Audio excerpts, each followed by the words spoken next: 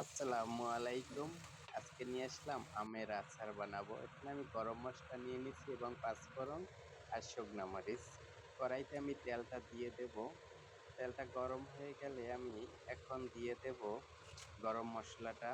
দেওয়ার পরে গরম হয়ে গেছে, এখানে আমি একটু মশলা নিয়ে নিছি, আদা রসুন হলুদ মরিচ এবং সরিষা বাটা। আর আমটা কেটে নিছি সুন্দর মতো লবণ দিয়ে ধুয়ে। তেলটা গরম হয়ে গেছে, আমি এখন আমটা দিয়ে দিলাম। আমটা দেওয়ার পরে ওই মশলাটা এখন আমি দিয়ে দেব।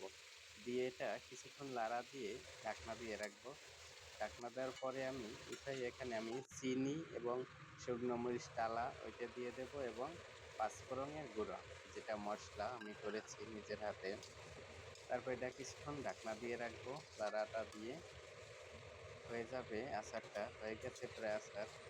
এটা অনেক টেস্টি হবে এবং মজাদার। আমি এখন সিল্কে দিয়ে দেব, যেন এটা অনেক দিন যাবত থাকে, নষ্ট হবে না। তাহলে এখন আমি এটা বাগার দিয়ে দেব, শুকনো মরিচ দেব এবং পাঁচফোড়ন, একটা বোম্বাই মরিচ, যেন ফ্লেভারটা ভালো আসে। বাগারটা হয়ে গেলে আমার আচার বানানো কমপ্লিট হয়ে যাবে। দেখা হবে পরের কোনো ব্লকে। ভালো থাকবেন। এটা মাইক শেষ সিজনে আমি আমের আচার বানাইলাম। আল্লাহ হাফেজ।